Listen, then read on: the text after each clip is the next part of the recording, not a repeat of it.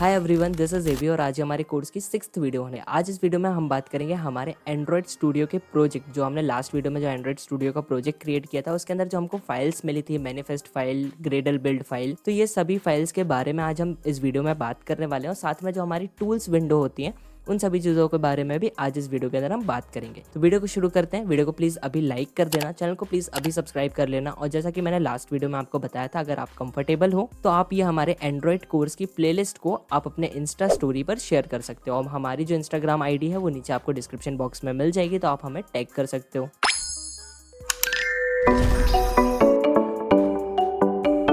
तो हम आ चुके हैं हमारे एंड्रॉइड स्टूडियो के अंदर। तो यहाँ पर आप चेक कर पाओगे हमारे एंड्रॉइड स्टूडियो में ऊपर हमारे पास दो बार्स होते हैं। सबसे पहले हमारे पास एक फाइल का ऑप्शन होता है, फिर एडिट का ऑप्शन होता है, व्यू का ऑप्शन होता है। ये एक बार कहलाता है जिसमें हमारे पास सभी ऑप्शंस होते हैं। इसके नीचे आप चेक कर सकते हो हमारे पास एक और बार है जहाँ पर हमारे पास हमारी जो प्रोजेक्ट है उसकी लोकेशन है कि हम किस फोल्डर के अंदर हमारी जो मेन एक्टिविटी है ये बनी हुई है। आप यहाँ पर देखो यूट्यूब प्रोजेक्ट का नाम से हमारा एक फोल्डर है, उसके अंदर हमारे पास ऐप नेम से एक फोल्डर है, फिर SRC मतलब सोर्स नाम से एक फोल्डर है, फिर मेन नाम से एक फोल्डर है, फिर जावा, फिर कॉम, फिर एग्जाम्पल, फिर हमारे फर्स्ट एंड्रॉइड स्टूडियो प्रोजेक्ट, फिर उसके अंदर हमारी मेन एक्टिविटी क्लास है। तो ये जो हमारी प्रोजेक्ट की हमारी जो क्लास है इसकी जो लोकेशन है वो आपको यहाँ पर दिख रही है, पाथ आपको यहाँ पर विजिबल हो रहा है। इसके साथ में हमारे पास यहाँ पर और भी ऑप्शंस हैं। ये ऑप्शंस यहाँ पर क्यों है ये सारी चीजें मैं आगे चल करके आपको एक्सप्लेन कर दूंगा। अब यहाँ पर आप चेक कर सकते हो, यहाँ पर हमारे पास एक ड्रॉप डाउन है जहाँ पर हमारा एंड्रॉइड जो है वो अभी सिलेक्टेड है।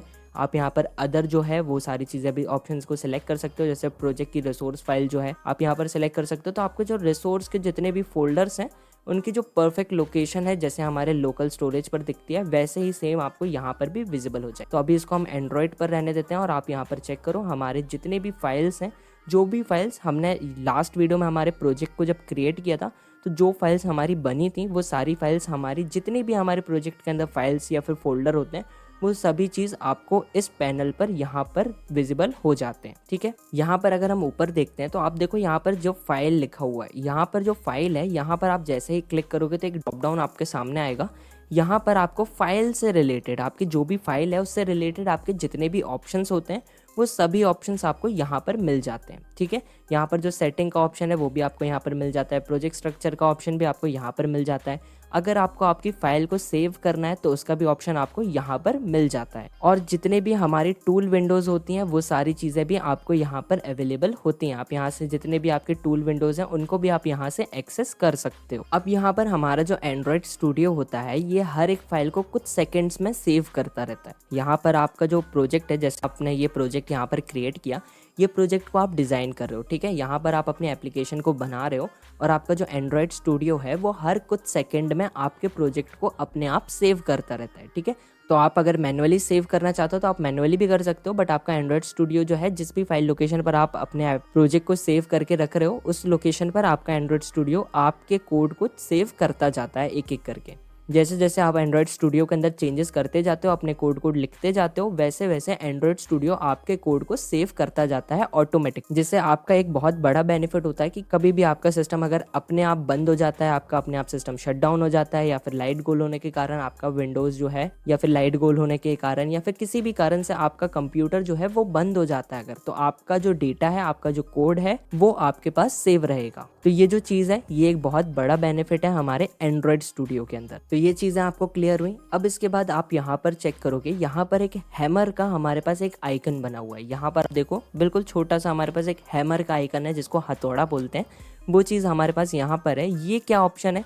ये हमारे पास बिल्ड का ऑप्शन है। इससे हम हमारे प्रोजेक्ट को बिल्ड कर सकते हैं। बिल्ड कब करते हैं? जब भी हमको हमारे एप्लीकेशन की .apk फाइल को जनरेट करना होता है, .apk फाइल को क्रिएट करना होता है, तब हम इस ऑप्शन पर क्लिक करते हैं, इस बटन पर हमारे क्लिक करते हैं और हमारा जो प्रोजेक्ट है वो बिल्ड होना शुरू हो जाता है। मतलब हमारे जो प्रोजेक्ट है उसकी .apk फाइल हमारी बन जाती है। ठीक है, इसके बाद यहाँ पर आप देखो, यहाँ पर ऐप लिखा हुआ है। ठीक है, यहाँ पर आप देखो ये हमारा ऐप लिखा हुआ है, मतलब ये हमारी ऐप को रन करेगा। हमारी अभी जो पूरी एप्लीकेशन है ये पूरी एप्लीकेशन रन होगी। ठीक है, आपको अगर कोई स्पेसिफिक क्लास को रन करना है, जैसे मेरे को मेन एक्टिविटी .java को रन करना है, तो आप यहाँ से आप अपनी स्पेसिफिक क्लास को भी सिलेक्ट करके रन कर सकते हो।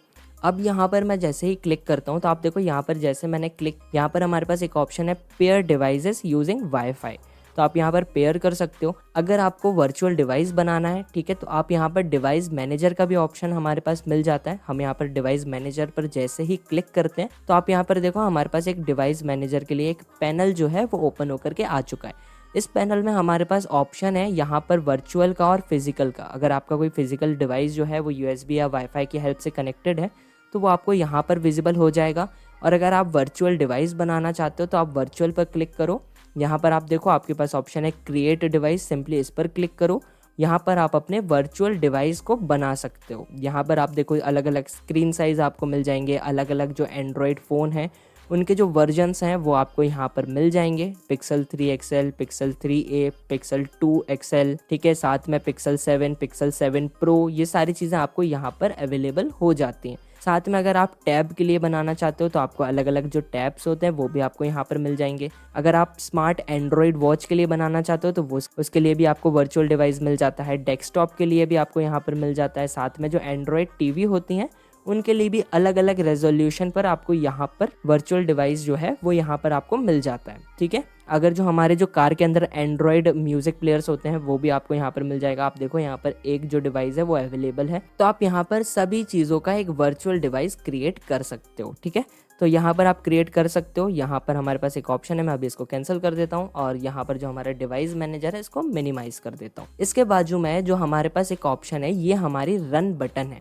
यहाँ पर जैसे ही हम क्लिक करते हैं तो हमारी जो ऐप है, हमारा जो कोड है वो रन हो जाएगा। रन हो जाएगा मतलब जैसे अगर आपने वर्चुअल डिवाइस बनाया है तो उस वर्चुअल डिवाइस में आपकी जो एप्लीकेशन है वो रन हो जाएगी, उसमें आपकी ऐप जो है वो इंस्टॉल होकर के ओपन हो जाएगी। और अगर आपने अपने रियल फ़ोन को एंड्रॉयड स्टूडियो के साथ यूएसबी की हेल्प से या वाईफाई की हेल्प से कनेक्ट किया हुआ है तो यहाँ पर जैसे ही आप रन पर क्लिक करोगे तो आपकी जो एप्लीकेशन है ये हमारा पूरा कोड एग्जीक्यूट होगा, हमारी .apk फाइल बनेगी और वो फाइल जा कर के हमारे एंड्रॉयड फ़ोन के अंदर इंस्टॉल हो जाएगी, ठीक है। तो ये चीज़ होती है। यहाँ पर अब आप बोलोगे कि APK फाइल तो हमारी बिल्ड ऑप्शन पर भी बन रही थी और रन ऑप्शन पर भी बन रही है। तो बिल्ड ऑप्शन पर जब हम क्लिक करते हैं तो हमारी एप्लीकेशन की सिर्फ .apk फाइल बनती है। हमारे जो ऐप है वो हमारे फ़ोन पर इंस्टॉल नहीं होगा, रन नहीं होगा, सिर्फ हमारी एक APK बन जाएगी और जहाँ पर हमारा जो प्रोजेक्ट है वो सेव है उधर पर किसी एक फोल्डर के अंदर हमारी .apk फाइल जा करके सेव हो जाएगी, ठीक है। बट हम जब रन पर क्लिक करेंगे तब हमारे पूरे प्रोजेक्ट की .apk फाइल भी बनेगी और हमारे एंड्रॉयड फ़ोन जो भी कनेक्टेड होगा उस फ़ोन में एप्लीकेशन तुरंत इंस्टॉल होकर के रन भी होना शुरू हो जाएगी। और यहाँ पर मैं आपको एक चीज़ और बताता हूँ, जो हमने यहाँ पर नो डिवाइस अभी देखा, अगर हम यहाँ पर डिवाइस बनाते हैं, अगर आप वर्चुअल डिवाइस बनाते हो तो आप ज़रूरी नहीं है एक डिवाइस बनाओ, आप यहाँ पर मल्टीपल डिवाइस भी बना सकते हो। ज़रूरी नहीं है कि आपने एक डिवाइस बना लिया और उसके बाद अब आप दूसरा डिवाइस नहीं बना सकते, ऐसा नहीं। आप यहाँ पर मल्टीपल डिवाइस बना सकते हो, अलग अलग एंड्रॉयड वर्जन के बना सकते हो। अगर आप सेम वर्जन के अलग अलग डिवाइस बनाना चाहते हो तब भी आप यहाँ पर मल्टीपल डिवाइस क्रिएट कर सकते हो, ठीक है।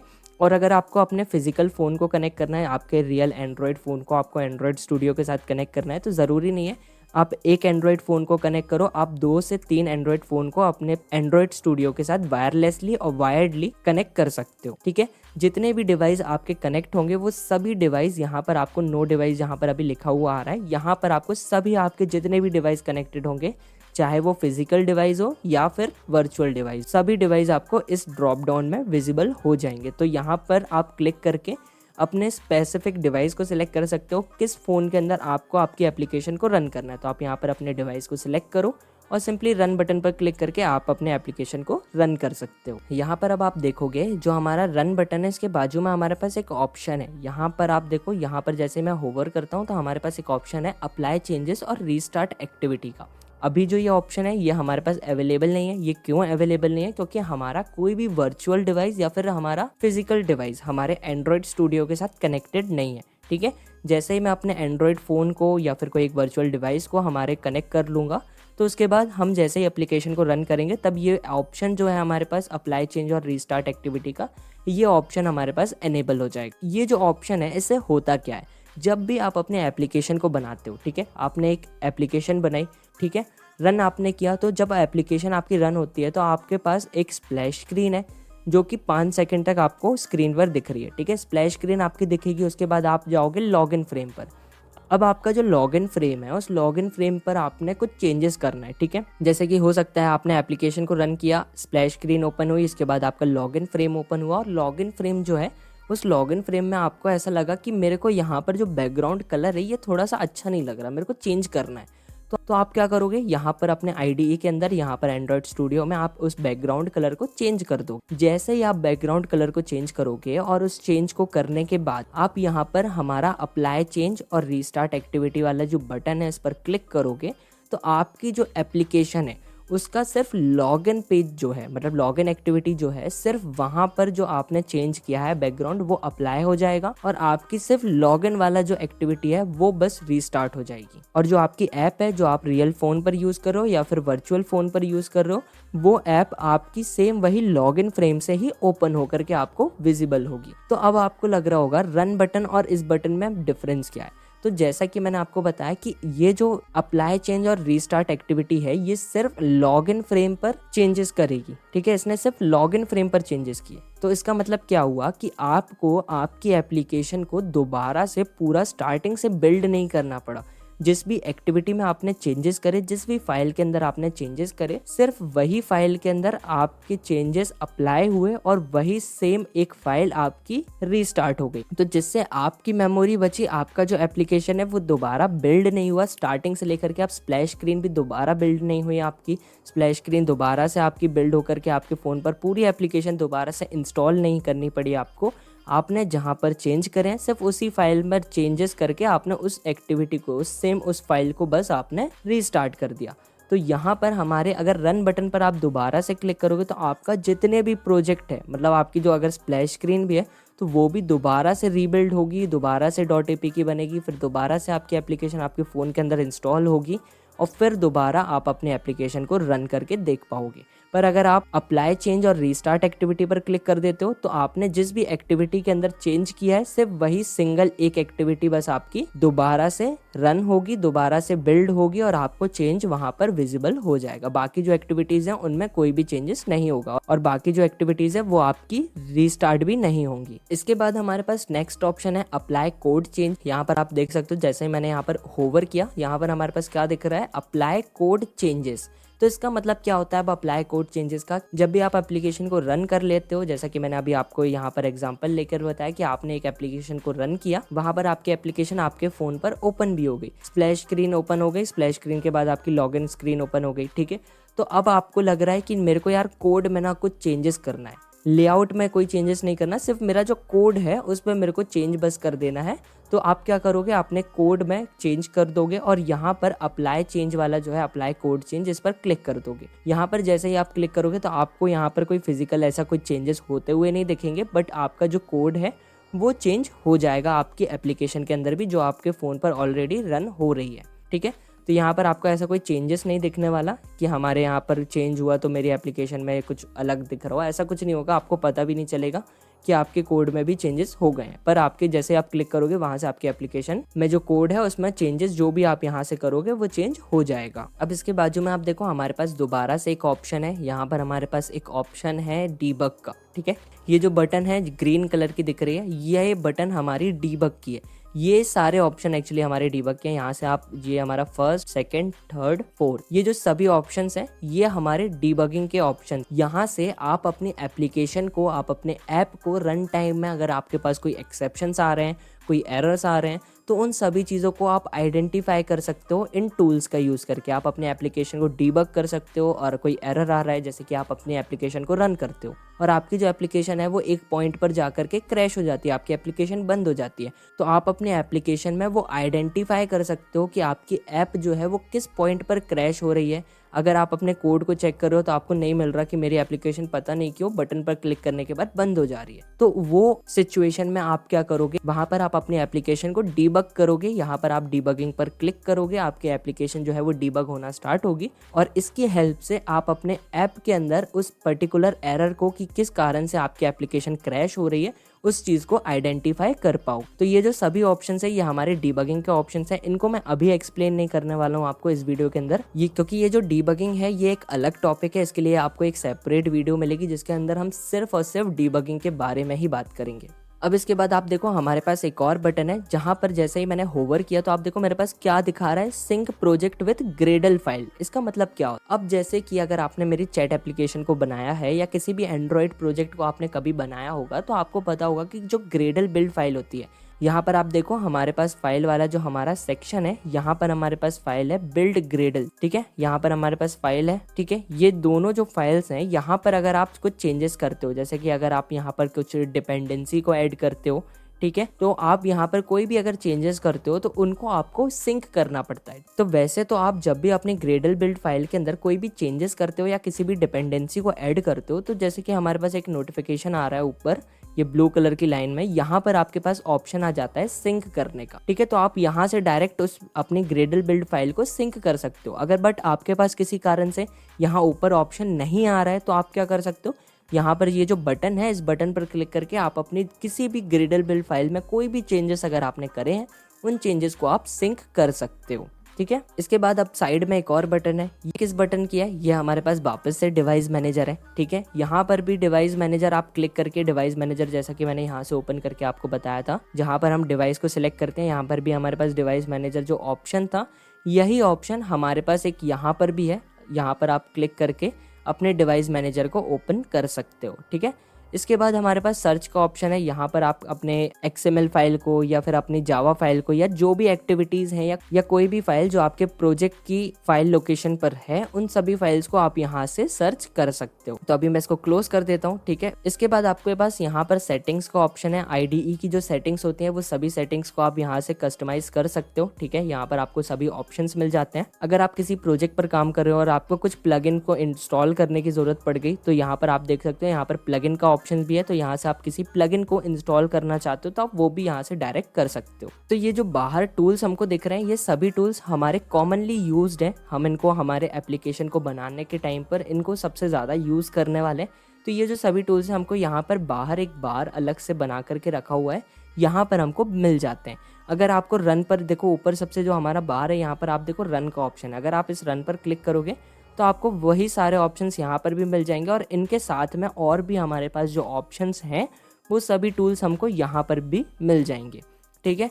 यहाँ पर आप देखो टूल्स पर अगर क्लिक करोगे तो आप देखो यहाँ पर आपका डिवाइस मैनेजर यहाँ पर भी है, SDK मैनेजर जो हमारी सेटिंग वाले ऑप्शन पर था वो यहाँ पर भी आपको मिल रहा है, रिसोर्स मैनेजर भी आपको यहाँ पर मिल रहा है। साथ में अगर आपको अपने एप्लीकेशन को फायरबेस डेटाबेस के साथ कनेक्ट करना है या किसी अदर लिंक के साथ कनेक्ट करना है तो ये सारे ऑप्शंस आपको यहाँ पर अवेलेबल हो रहे हैं, ठीक है। अब आप लोग सोच रहे होंगे कि भाई पूरे टूल्स तो आपने एक्सप्लेन करे नहीं, तो ऐसा नहीं है यार, यहाँ पर जितने टूल्स हमारे अभी रन टाइम में यूज होते हैं ये सभी टूल्स के बारे में मैंने आपको बता दिया। और जैसा मैंने बोला जैसे रन पर आप क्लिक करो तो आपको और भी टूल्स यहाँ पर मिल जाएंगे। तो ये सभी टूल्स को मैं अभी आपको एक्सप्लेन नहीं कर पाऊंगा, क्यों नहीं कर पाऊंगा, जब हम हमारे प्रोजेक्ट को बनाएंगे वहां पर मैं आपको ये सभी टूल्स को यूज करके बताऊंगा। जब मैं इनको यूज करके बताऊंगा तो उस टाइम पर मैं आपको और अच्छे से एक्सप्लेन कर पाऊंगा। बट अभी अगर मैं आपको एक्सप्लेन करूंगा कि भाई ये वाला जो टूल है वो ये काम करता है, इसको आप यूज करोगे तो आपकी जो एप्लीकेशन है वहां पर ये सारे चेंजेस हो जाएंगे।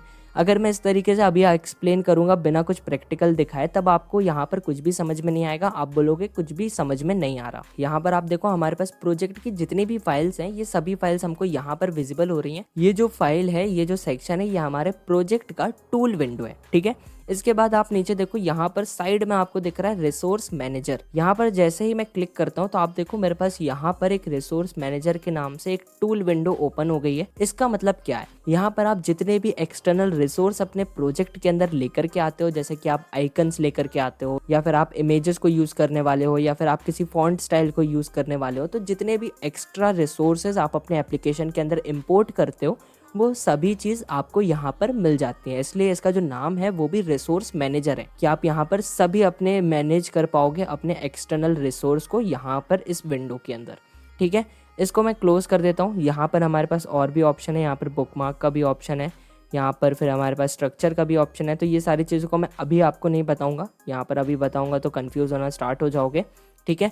अब इसके बाद यहाँ पर नीचे देखो, नीचे हमारे पास एक और बार मिल रहा है, ठीक है। यहाँ पर आप चेक कर पाओगे कि हमारा जो ये बार है यहाँ पर एक टू डू करके, ये अब टू डू क्या है, यहाँ पर आपके प्रोजेक्ट परफेक्टली वर्क कर रहा है या फिर नहीं कर रहा है वो सारी चीज़ें आपकी यहाँ पर चेक होती हैं। यहाँ पर देखो आपकी करंट फाइल जब आप अपनी एप्लीकेशन को रन करोगे तो वहाँ पर आपकी एप्लीकेशन में कुछ ऐसे पॉइंट होते हैं कि आपके कुछ पॉइंट्स क्रैश करते हैं या फिर कुछ पॉइंट ऐसे होते हैं जो वर्क नहीं कर पाते हैं। तो वो सारी चीज़ें आपको यहाँ पर इस सेक्शन पे विजिबल होंगी।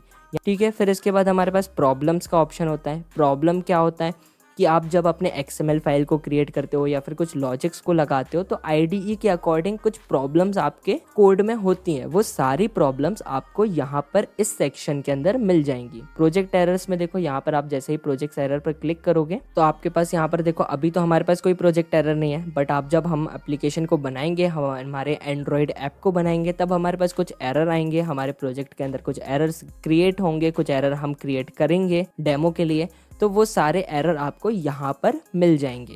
इसके बाद टर्मिनल का भी ऑप्शन हमारे पास यहाँ पर होता है। आप यहाँ पर टर्मिनल को भी कर सकते हो। ठीक है, यहाँ पर आप एप्लीकेशन को रन ना कर करके अगर आपको सिंपल एक जावा क्लास को रन करना है तो सिंपली आप यहाँ पर टर्मिनल की हेल्प से अपनी एक जावा क्लास को भी रन कर सकते हो। ठीक है, लॉककेट का भी ऑप्शन है हमारे पास यहाँ पर। ये सारी चीज़ों के ऊपर अभी आप लोग मत जाओ, ठीक है, क्योंकि अगर आप बिगनर हो तो आप लोग यहाँ पर कंफ्यूज हो जाओगे। जिन लोगों को ये सारी चीज़ें पता है, जिन्होंने पहले किसी एप्लीकेशन को डिज़ाइन किया हुआ है एंड्रॉयड स्टूडियो के अंदर, तो उनको इतनी ज़्यादा दिक्कत नहीं आएगी, उनको क्लियर हो रहा होगा कि मैं क्या बोल रहा हूँ।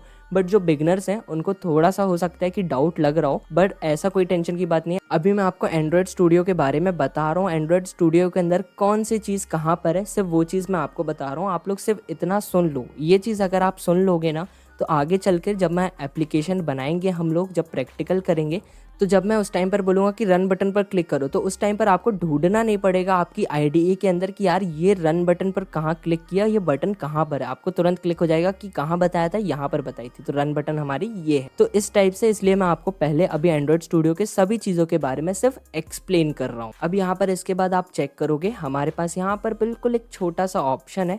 यहाँ पर ये सभी जो हमारे पास ऑप्शन विजिबल हो रहे हैं ना, यहाँ पर साइड में जैसे हमारे पास रिसोर्स मैनेजर है, प्रोजेक्ट है, नीचे हमारे पास टू डू है, टर्मिनल है, प्रॉब्लम्स है, बिल्ड है, ये सारे जो ऑप्शंस हमारे पास आ रहे हैं, इन ऑप्शंस को अगर आपको हाइड करना है ना तो आप हाइड कर सकते हो। यहाँ पर नीचे देखो आपके पास एक आइकन बना हुआ है, यहाँ पर आप क्लिक करो, सभी ऑप्शन हाइड हो गए। यहाँ पर क्लिक करो, वापस आ गए। यहाँ पर क्लिक करो, चले गए। यहाँ पर क्लिक किया, वापस आ गए। तो ये सारे ऑप्शंस आपको वैसे यहाँ पर तो दिए गए हैं। अगर आपको यहाँ पर नहीं दिए गए हैं तो उसके लिए मैं बता रहा हूँ कि यहाँ पर आप होवर करके यहाँ से आप अपने जो भी ऑप्शन आपको बाहर अवेलेबल नहीं हो रहा है वो आप यहाँ पर आकर के सिलेक्ट कर सकते हो।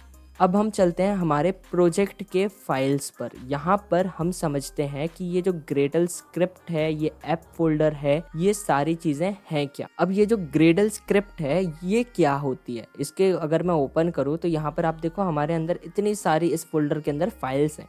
ये जो ग्रेडल बिल्ड की जो हमारी फाइल्स हैं, ग्रेडल स्क्रिप्ट जो हमारा ये फोल्डर है, इसके अंदर ये जितनी भी फाइल्स हैं ये हमारे काम आती हैं जब हम हमारी .apk फाइल को क्रिएट करते हैं।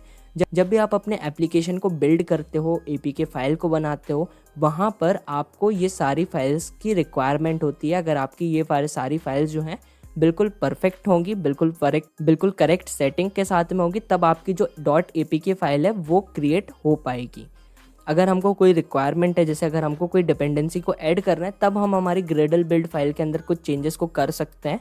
बट अगर कोई रिक्वायरमेंट नहीं है तो हम यहाँ पर इन फाइल्स के अंदर कोई भी चेंजेस नहीं करेंगे। वैसे तो हम जब हमारे कोर्स में आगे बढ़ेंगे, जब हम एडवांस लेवल की तरफ जाएंगे और एडवांस लेवल पर जब हम हमारी एप्लीकेशंस को बनाएंगे, तब आपको ये जो फाइल्स हैं यहाँ पर चेंजेस करने की ज़रूरत पड़ेगी। लेकिन अगर आपको ज़रूरत नहीं है तो आपको इन फाइल्स के अंदर कोई भी चेंजेस नहीं करना है, और ज़रूरत है तो आप बिल्कुल यहाँ पर चेंजेस कर सकते हो। तो जब हम एडवांस लेवल पर जाएंगे तब मैं आपको यहाँ पर चेंजेस करके बताऊंगा कि किस फाइल के अंदर कौन सी चेंजेस हमको करना है और कैसे हम यहाँ पर चेंजेस करके अपने एप्लीकेशन को बिल्ड कर सकते हैं। क्या क्या चेंजेस यहाँ पर जो हमारी APIs होती हैं, डिपेंडेंसीज होती हैं, अगर हमारे कोई रिसोर्स फाइल होती है या लाइब्रेरी के अंदर कोई रिसोर्स हमको इंपोर्ट करवाना होता है, तो ये सभी चेंजेस हम इन फाइल्स के अंदर ही करते हैं। तो अभी तो मैं आपको यहाँ पर कोई भी चेंजेस करके नहीं बताने वाला हूँ। आगे चल करके जब हम प्रैक्टिकल करेंगे वहाँ पर हमको रिक्वायरमेंट होगी हमारे एप्लीकेशन के अकॉर्डिंग, तो बिल्कुल मैं आपको यहाँ पर चेंजेस करके भी बताऊँगा। तो ग्रेडल बिल्ड फाइल के अंदर हमारे पास क्या क्या चीज़ें हैं, ये सारी चीज़ें आपको क्लियर हो गई। अब इसके बाद मैं इस फोल्डर को क्लोज करता हूँ। नीचे ऊपर हमारा ऐप वाला फोल्डर है, इस पर क्लिक करता हूँ और ऐप वाले फोल्डर पर क्लिक जैसे ही मैंने किया तो आप देखो इस फोल्डर के अंदर हमारे पास 3 फोल्डर है, और ऐप के फोल्डर के अंदर आपके पास जो 3 फोल्डर होते हैं ये मैनिफेस्ट, जावा और रिसोर्स, ये तीनों फोल्डर हमारे पास बहुत ही ज़्यादा इंपॉर्टेंट होते हैं। हमारे पास ऐप फोल्डर के अंदर अब कभी भी आप किसी भी एंड्रॉयड प्रोजेक्ट के सोर्स कोड को भी अगर आप ओपन करोगे तो आपको यहाँ पर ऐप फोल्डर के अंदर सिर्फ 3 फोल्डर्स होते हैं जो हमारे लिए इंपॉर्टेंट होते हैं, मैनिफेस्ट, जावा और रिसोर्स। RES जो है वो रिसोर्स फोल्डर होता है, शॉर्ट फॉर्म में उसको RES लिखा जाता है। अब हम यहाँ पर सबसे पहले बात करते हैं हमारे फर्स्ट फोल्डर के बारे में जो है मैनिफेस्ट। तो आप देखो यहाँ पर हमारे पास एंड्रॉयड मैनिफेस्ट .xml के नाम से एक फाइल है। मैं इसको ओपन करता हूँ। जैसे ही मैंने इसको ओपन किया तो अब ये फाइल होती क्यों है, क्या काम होता है इस फाइल का। ये जो फाइल होती है, इस फाइल के अंदर आपकी एक्सटर्नल रिसोर्स जो होती है उन सभी रिसोर्स की इंफॉर्मेशन होती है। जैसे आप एक फाइल बनाते हो, आपने एक घर के अंदर कितना सामान रखा हुआ है, जैसे कि एक काम करते हैं, जैसे कि हमारा सिक्योरिटी रूम या फिर आपका एक हेडक्वार्टर जैसे कंट्रोल रूम होता है, कंट्रोल रूम बोल सकते हैं, हाँ कंट्रोल रूम हम बोल देंगे। जैसे कि आपका एक कंट्रोल रूम है जहाँ पर आपके एरिया की, आपका जो भी एक पर्टिकुलर एरिया है उस एरिया की सभी इंफॉर्मेशन आपके कंट्रोल रूम के पास होती है। अगर आपके कंट्रोल रूम के पास किसी एक भी पर्सन की इंफॉर्मेशन नहीं होगी तो वो इंफॉर्मेशन को आपको उस एरिया में एक्सेस नहीं दिया जाएगा, ठीक है। वैसे ही हमारे जितने भी एक्सटर्नल रिसोर्स होते हैं, जितनी भी चीज़ों को हम इंपोर्ट करते हैं हमारे प्रोजेक्ट के अंदर, वो सभी चीज़ों की इंफॉर्मेशन हमारे मैनिफेस्ट फाइल के अंदर होती है। हमारी जितनी एक्टिविटीज़ होती हैं, जितने भी हम एक्टिविटी बनाते हैं, splash screen, login screen, registration screen या चैट विंडो या जो भी चीज़ एक्टिविटी या जो भी XML front end back and जो भी हम लिखते हैं, वो सभी इंफॉर्मेशन हमारी इस मैनिफेस्ट फाइल के पास होती है। अगर कोई भी इंफॉर्मेशन हमारे मैनिफेस्ट फाइल के पास नहीं होगी और जब आप एप्लीकेशन को रन करोगे तो आपके उस रिसोर्स को यूज़ करने का जब आप ट्राई करोगे तो उस पर्टिकुलर रिसोर्स को हमारी मैनिफेस्ट फाइल एक्सेस नहीं देगी, क्योंकि उस रिसोर्स की इंफॉर्मेशन हमारे मैनिफेस्ट फाइल के अंदर नहीं है। तो जो भी एक्सटर्नल फाइल को आप यूज़ करते हो या जिस भी चीज़ को आप एंड्रॉयड प्रोजेक्ट के अंदर यूज़ करते हो, वो सभी चीज़ों की इंफॉर्मेशन हमारे मैनिफेस्ट फाइल के पास होती है। जब भी आप अपने .apk फाइल को, जब भी आप अपने एप्लीकेशन को एंड्रॉयड फ़ोन के अंदर इंस्टॉल करते हो तो सबसे पहली जो फाइल एक्सट्रैक्ट होती है वो होती है हमारी मैनिफेस्ट फाइल। और मैनिफेस्ट फाइल जब एक्सट्रैक्ट होती है तो मैनिफेस्ट फाइल के पास सभी हमारे एप्लीकेशन के अंदर जितने भी रिसोर्स हैं उनका डेटा होता है और फिर उसके अकॉर्डिंग हमारी सभी रिसोर्स एक्सट्रैक्ट होती हैं हमारे फ़ोन के अंदर।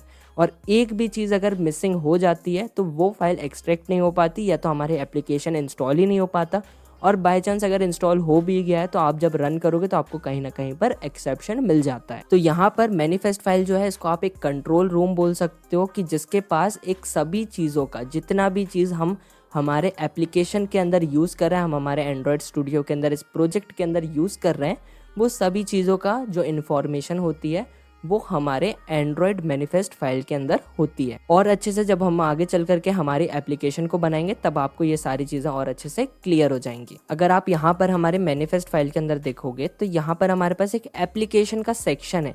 यहाँ पर देखो हमारे पास एक एंड्रॉयड आइकन करके ये लाइन है, मैंने जिसको सिलेक्ट किया हुआ है ब्लू कलर से। यहाँ पर आप देखो ये जो लाइन है, यहाँ पर हमारे आइकन जो है, जो आइकन हमारे ऐप के अंदर हम यूज़ कर रहे हैं, वो आइकन के भी जो लोकेशन है वो भी यहाँ पर प्रेजेंट है। तो जैसे ही मैं यहाँ पर होवर करता हूँ तो आप देखो जो भी आइकन यहाँ पर यूज़ हो रहा है अभी बाय डिफ़ॉल्ट, वो आइकन की जो लोकेशन है वो भी हमारी मैनिफेस्ट फाइल के पास अवेलेबल है। ये जो हमारा मेन आइकन होता है, जो भी एप्लीकेशन का मेन आइकन होता है, उस मेन आइकन की लोकेशन ये है, एंड्रॉयड आइकन, ठीक है।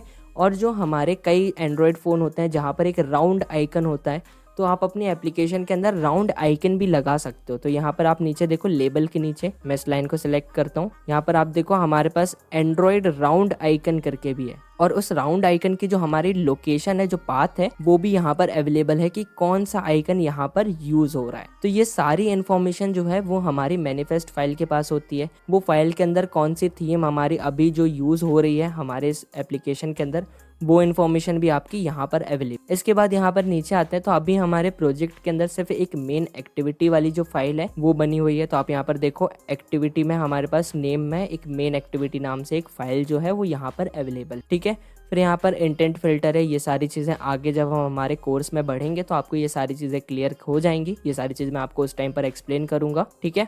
अब इस फोल्डर के नाम से ही आपको समझ में आ रहा है कि यहाँ पर कौन सी फाइल अवेलेबल हो। तो मैं यहाँ पर इन सभी फाइल्स को पहले क्लोज कर देता हूँ। अब यहाँ पर जावा फोल्डर को मैं ओपन करता हूँ तो आप देखो यहाँ पर हमारे पास 3 फोल्डर मिल रहे हैं इसके अंदर। सबसे पहला जो फोल्डर है, जब आप इसको ओपन करोगे, ये हमारा पैकेज वाला फोल्डर है। तो जैसे कि मैंने आपको प्रीवियस वीडियो में बताया था कि आपको एक पैकेज नेम देना पड़ता है, एक पैकेज बनाना पड़ता है। उस पैकेज के अंदर आपकी जितनी भी लॉजिक वाली जावा फाइल्स होंगी ना, कि लॉजिक लिखते हो कि हमारे इस बटन पर क्लिक करके क्या होना है, तो ये सारे जो लॉजिक लिखोगे आप .java क्लास में, वो सभी फाइल्स आपकी इस फोल्डर के अंदर आएंगी। इस पूरे प्रोजेक्ट में अभी हमारे पास मेन एक्टिविटी .java के नाम से सिर्फ एक ही जावा फाइल है, जहाँ पर हमारी जो एक फाइल है मेन एक्टिविटी, वो इस फोल्डर के अंदर आप देखो यहाँ पर हमारा जो पैकेज वाला फोल्डर है, इसके अंदर हमको यहाँ पर अवेलेबल हो रही है, ठीक है। इसके बाद यहाँ पर नीचे हमारे पास 2 और फोल्डर हैं। इन दोनों फोल्डर्स का जो नेम है वो आप देखो बिल्कुल सेम है, कोई भी चेंजेस नहीं है, बिल्कुल सेम है। बस हमारे इन फोल्डर्स के बाहर आप देखो यहाँ पर ब्रैकेट में एक सजेशन में है, ऊपर वाले फोल्डर के सामने है एंड्रॉयड टेस्ट और नीचे वाले फोल्डर के सामने है सिर्फ और सिर्फ टेस्ट। तो इसका मतलब क्या होता है, जब भी आप अपनी एप्लीकेशन को टेस्ट करते हो, ठीक है, आपने किसी एप्लीकेशन को बनाया, उस एप्लीकेशन को जब आप टेस्ट करते हो, मैनुअल टेस्ट करते हो या ऑटोमेटिक टेस्ट करते हो, तो आप जब भी अपनी एप्लीकेशन को टेस्ट करते हो तो वहाँ पर आप अपनी एप्लीकेशन को चेक करते हो। और वहाँ पर जब आप चेक करते हो तो आप अलग अलग कंडीशंस लगाते हो और वहाँ पर देखते हो कि आपके कहीं डेटा लीक तो नहीं हो रहा है, या फिर आपके जो भी एप्लीकेशन की फंक्शनिंग है उस चीज़ को आप और कितना ऑप्टिमाइज कर सकते हो। तो ये सारी चीज़ें होती हैं हमारे इन दोनों फोल्डर के अंदर। अभी मैं इन दोनों फोल्डर को और ज़्यादा एक्सप्लेन नहीं करूँगा, ठीक है, क्योंकि अभी ये सारी चीज़ें एक्सप्लेन करूंगा ना तो आपको बहुत ज़्यादा ऐसा लगेगा कुछ समझ में नहीं आ रहा है, फिर आप क्या करोगे, बोलोगे भाई कुछ समझ में नहीं आ रहा है। इसलिए मैं अभी ये सारी चीज़ें समझा करके बोर नहीं करूंगा और ऐसी कोई चीज़ नहीं बताऊंगा जो आपको अभी क्लियर ना हो। तो ये जो सारी चीज़ें हैं ये क्यों हैं, ये चीज़ मैंने आपको बता दी। ये सारी चीज़ें टेस्टिंग की फाइल्स हैं। अब अगर हम बात करते हैं हमारे रिसोर्स फोल्डर के अंदर, तो आप देखोगे रिसोर्स फोल्डर के अंदर हमारे पास सबसे पहला जो फोल्डर है वो ड्रॉएबल है। तो ये जो हमारा फोल्डर होता है ना, ड्रॉएबल फोल्डर के अंदर जो भी एक्सटर्नल इमेजेस को आपको यूज करना है या फिर आइकन को यूज करना है, वो सभी चीजों को पहले आपको इस ड्रॉएबल फोल्डर के अंदर कॉपी करके पेस्ट करना पड़ेगा। सभी चीजों को पहले आपको पेस्ट करना पड़ेगा, उसके बाद अपने फ्रंट एंड पे .xml फाइल में उन आइकन को या फिर इमेजेस को आप यहाँ पर यूज कर पाओगे। ऐसा नहीं होगा कि आप डायरेक्ट अपने मेमोरी लोकेशन पर सर्च करके आप अपनी सभी फाइल्स को यूज़ कर सकते हो, ऐसा नहीं होगा। आपको क्या करना पड़ेगा, आपकी सभी फाइल्स को पहले आपको इस ड्रॉएबल फोल्डर के अंदर ला करके पेस्ट करना पड़ेगा, तब जा करके आप अपने उन आइकन को या फिर इमेजेस को अपने फ्रंट एंड पर .xml फाइल पर यूज़ कर पाओगे।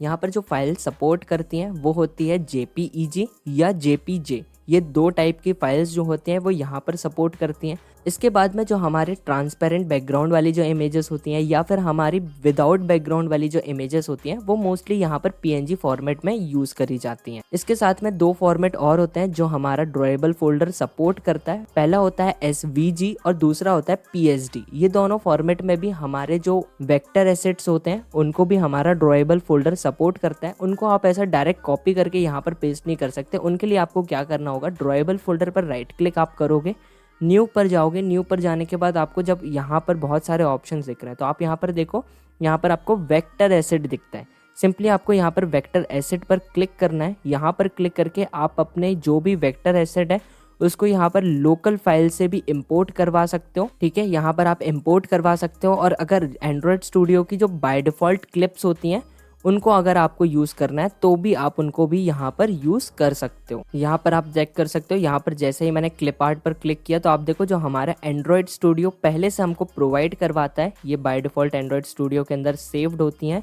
ये सभी आइकन, ये सभी वेक्टर एसेट को आप यहाँ पर अपने एप्लीकेशन के अंदर यूज कर सकते, ठीक है। इन सभी आइकन्स को आप यूज कर सकते हो। किसी भी आइकन को सिलेक्ट कर लो आप और ओके कर दो। जैसे ही ओके करोगे आपके पास यहाँ पर सिलेक्ट होकर के आ जाए। अगर आपको किसी वेक्टर एसेट को आपकी सिस्टम मेमोरी में से या फिर आपने कहीं से डाउनलोड करके रखा है SVG या फिर PSD फॉर्मेट में, तो अगर आपको उस फाइल को यहाँ पर इंपोर्ट कराना है तो सिंपली लोकल फाइल का ऑप्शन यहाँ पर है, इसको चेक करो। आपके पास यहाँ पर वेक्टर एसेट का जो नेम होगा, हाँ यहाँ पर एक और इम्पॉर्टेंट चीज़, जो भी फाइल आप इंपोर्ट करवाओगे वो सभी फाइल का जो नेम होगा वो स्मॉल लेटर में होना चाहिए। अगर आपका नेम एक भी कैपिटल लेटर पे होगा तो आपकी वो फाइल इंपोर्ट नहीं होगी, या फिर फाइल के नेम के बीच में आपके कहीं पर भी स्पेस होगा तब भी वो फाइल आपकी इंपोर्ट नहीं होगी। तो ये चीज़ आपको ध्यान रखना है जब भी आप ड्रॉएबल फोल्डर के अंदर वेक्टर एसेट को इंपोर्ट करते हो या फिर किसी भी इमेज को या आइकन को पेस्ट करते हो, तो उन सभी के जो नेम होंगे वो एक स्मॉल लेटर में होना चाहिए, सभी स्मॉल लेटर में होना चाहिए, और साथ में नेम के बीच में स्पेस भी नहीं होना चाहिए। आप अंडरस्कोर को यूज़ कर सकते हो, जैसे यहाँ पर आप देखो नेम में वेक्टर अंडरस्कोर नेम को लिया गया है। यहाँ पर अगर मैं यहाँ पर अंडरस्कोर को रिमूव करके स्पेस दे दूंगा तो आप देखो नीचे हमारे पास एरर आना शुरू हो गया है। तो यहाँ पर हम कैपिटल लेटर को यूज़ नहीं कर सकते, साथ में हम बीच में स्पेस को भी प्रोवाइड नहीं करवा सकते। ठीक है, तो स्पेस के लिए आप अंडरस्कोर यूज़ करो और कैपिटल लेटर को आप यूज़ नहीं कर सकते। जैसे मैं अगर कैपिटल लेटर को यूज़ करता हूँ, यहाँ पर वी को मैं कैपिटल कर देता हूँ, तो जैसे मैंने कैपिटल किया आप देखो नीचे मेरे पास एरर आना स्टार्ट हो चुका है। तो मेरे को यहाँ पर स्मॉल वी का ही यूज़ करना पड़ेगा। तो ड्रॉएबल फोल्डर जो होता है वो ये होता है, आपको जब भी किसी एक्सटर्नल इमेजेस को या वेक्टर एसेट को या फिर किसी भी आइकन को यूज़ करना है तो आपको सिंपली उन चीज़ों को पहले ड्रॉएबल फोल्डर के अंदर लेकर के आना पड़ेगा, फिर आप अपने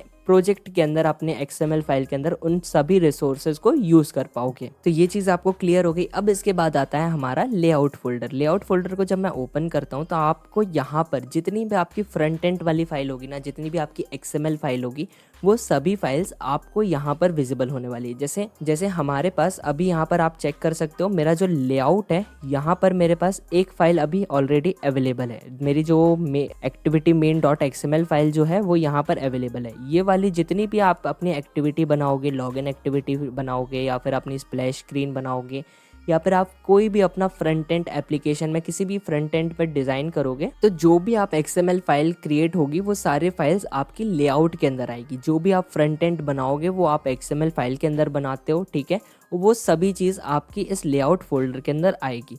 ये सारी चीज़ें आगे चल करके हम बहुत डेप्थ में बात करेंगे, अभी इसको ऊपर ही समझ लेते हैं कि लेआउट के अंदर जो भी आपकी XML फाइल होती है वो लेआउट फोल्डर के अंदर ही आपको मिलती है। ठीक है, इसके बाद हमारे पास होता है मिप मैप का फोल्डर। इसके अंदर क्या होता है, यहाँ पर देखो हमारे पास 2 फोल्डर और हैं। पहला फोल्डर है IC लॉन्चर, फिर एक फोल्डर है हमारे पास IC लॉन्चर राउंड। तो जो भी आइकन आप अपने प्रोजेक्ट में यूज़ करते हो, जैसे हमारे जो एप्लीकेशन होती है उसका एक आइकन होता है, अलग अलग साइज़ में हमारे आइकन होते हैं, तो वो सभी जो आइकन होते हैं वो अलग अलग साइज़ के आइकन होते हैं और वो सभी आइकन्स को हम यहाँ पर IC लॉन्चर के अंदर रखते हैं।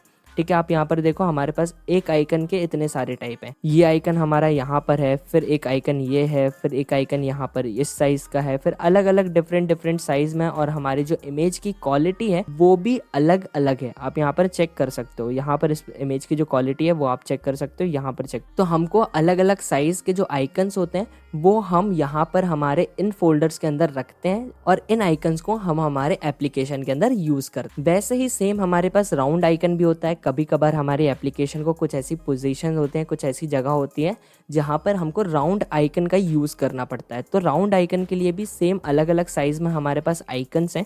ये सभी आइकन्स को हम हमारे एप्लीकेशन के अंदर जहाँ पर हमारे लिए जिस आइकन की रिक्वायरमेंट है उन आइकन को हम यूज कर सकते हैं। ठीक है, यहाँ पर ये फोल्डर हो गया। अब इसके बाद हमारे पास आता है वैल्यूज। वैल्यूज के अंदर आप देखोगे अगर, तो यहाँ पर आप देखो सबसे पहले हमारे पास कलर का फोल्डर है। तो जो भी कलर आप अपने एप्लीकेशन के अंदर यूज करोगे, पहले आप यहाँ पर एक बार उन कलर को डिफाइन कर सकते हो। जैसे मेरी जो एप्लीकेशन है वो रेड कलर में ज़्यादा यूज़ होने वाली है। ठीक है, रेड और वाइट कलर का कॉम्बिनेशन होने वाला है। तो मैं क्या करूँगा, हर जगह पर हमारा हैश कोड को लिखने से बेटर है मैं क्या करूँगा, ये वाला जो मेरा कलर वाली जो मेरी XML क्लास है यहाँ पर मैं डिफाइन कर दूंगा मेरे रेड कलर को और वाइट कलर को, और उनको मैं डायरेक्ट यहाँ से अपने एप्लीकेशन के अंदर कहीं पर भी यूज कर पाऊंगा। वैसा ही हमारा ये स्ट्रिंग वाला फोल्डर होता है। ये चीज़ मैं आगे चल करके आपको एक्सप्लेन करूंगा, अभी करूंगा तो कंफ्यूज हो गए, अभी मैं ये चीज़ आपको एक्सप्लेन नहीं करने वाला। एक स्ट्रिंग नाम का भी हमारे पास एक फोल्डर होता है, XML फाइल होती है, ये आपको पता होना चाहिए हमारे वैल्यूज फोल्डर के अंदर। यहाँ पर अब वैल्यूज के अंदर एक और फोल्डर है थीम्स का। थीम्स कैसी होती है, आपने अपने एप्लीकेशन को रन करते हो, जब भी आप अपनी फ़ोन को देखते हो तो वहाँ पर हमारे पास एक डे मोड होता है और एक नाइट मोड होता है। तो वैसे ही हमारी एप्लीकेशन जो बनती है वो डे मोड के लिए बनती है और नाइट मोड के लिए बनती है। तो हमारे पास थीम के अंदर एक themes.xml डे मोड के लिए है और एक themes.xml नाइट मोड के लिए। तो ये सारी चीज़ें आगे चल करके हमको और अच्छे से क्लियर होंगी। अभी ये सारी चीज़ों पर आप फोकस मत करो। जितना ज़्यादा आप बेसिक पर फोकस करोगे, जितना ज़्यादा ना बेसिक को आप सीख सकते हो, उतना ज़्यादा बेसिक को सीखो और फिर एडवांस की तरफ जब हम बढ़ेंगे तो ये सारी चीज़ें, थीम कैसे चेंज करना है, ये सारी चीज़ें आपको आराम से क्लियर होती जाएंगी। ठीक है, तो ये सारी चीज़ें हमारे पास ऑप्शन होते हैं। अभी इन सारी चीज़ों को हम छोड़ देंगे। ठीक है, ये जो मैंने आपको चीज़ें बताई ये सारी चीज़ें आप पता रखो। बाकी जो चीज़ें हैं हम आगे डिस्कस करेंगे। आगे आने वाली जो हमारे लेक्चर्स होंगे, हमारी जो आगे आने वाली जो टॉपिक्स हैं, उनमें हम आगे की ये सारी चीज़ों को डिस्कस करेंगे। वहाँ पर हम इन सारी चीज़ों को डिस्कस करेंगे। उसके पहले हम और भी ऐसी चीज़ें हैं जो आपको पता होना चाहिए, वो सारी चीज़ें आपको पता लग जाएंगी ना, फिर आप ये एडवांस लेवल की सारी चीज़ें एक बार में क्लियर कर पाओगे, एक बार में आप समझ पाओगे। तो एंड्रॉयड स्टूडियो का मैंने आपको एक लेआउट दे दिया कि एंड्रॉयड स्टूडियो में क्या क्या चीज़ें होती हैं, कहाँ पर कौन सी चीज़ होती है, वो सारी चीज़ें मैंने आपको इस वीडियो के अंदर बता दी है। अब आगे आने वाली जो वीडियोज़ होंगी वहाँ पर मैं बोलूँगा कि यहाँ पर रन की बटन है, मैं रन पर क्लिक करता हूँ, तो आपको ढूंढना नहीं पड़ेगा वीडियो के अंदर कि मैंने रन की किस बटन पर, कहाँ पर है रन बटन जहाँ पर मैंने क्लिक किया। आपको पता होगा कि रन बटन ये है, आप भी अपने डायरेक्ट क्लिक कर पाओगे। तो ये सारी चीज़ें एक बार मेरे को पहले से बताने का मतलब कारण यही था कि आपको पहले से एक बार सारी चीज़ें पता हो जाएं कि हाँ यहाँ पर ये सारी चीज़ें हैं, यहाँ पर ये ऑप्शन है। ये सारी चीज़ें अगर आपको पता होंगी तो आगे आपको आसानी होगी बाकी सारी चीज़ों को समझने के लिए। तो नेक्स्ट वीडियो जो होगी वहाँ पर हम वर्चुअल डिवाइस को क्रिएट करेंगे। फिर से आप लोग बोलोगे कि भाई वर्चुअल डिवाइस को अभी तो मना किया था, आप फिर से वर्चुअल डिवाइस को क्रिएट कैसे करना है वो बताने वाले हो। तो ऐसा नहीं है, हम यहाँ पर सारी चीज़ों को कवर करने वाले हैं। तो हम वर्चुअल डिवाइस को बनाएंगे। जिनका लो एंड पीसी है, आप ट्राई के लिए एक बार वर्चुअल डिवाइस को बनाना, उसको नॉर्मली ट्राई करके देखना। चल जाता है तो बहुत अच्छी बात है, नहीं चलता है तो आपका रियल फ़ोन तो आपके पास है, आप उस फ़ोन को यूज़ करो। बिल्कुल एंड्रॉयड डेवलपमेंट आप उससे बिल्कुल कर सकते हो, कोई भी प्रॉब्लम आपको नहीं आएगी। तो ये वाली वीडियो को प्लीज़ अभी लाइक करना, चैनल को अभी तक सब्सक्राइब नहीं किया तो please hit the subscribe button. और ये पूरे एंड्रॉयड डेवलपमेंट के कोर्स को आप अपने इंस्टाग्राम स्टोरी पर शेयर कर सकते हो, साथ में हमको टैग कर सकते हो, और जो अपने फ्रेंड्स उनको व्हाट्सएप पर भी शेयर कर सकते हो। अब मिलते हैं हमारी नेक्स्ट वीडियो में, जब तक के लिए stay tuned, stay safe, bye bye.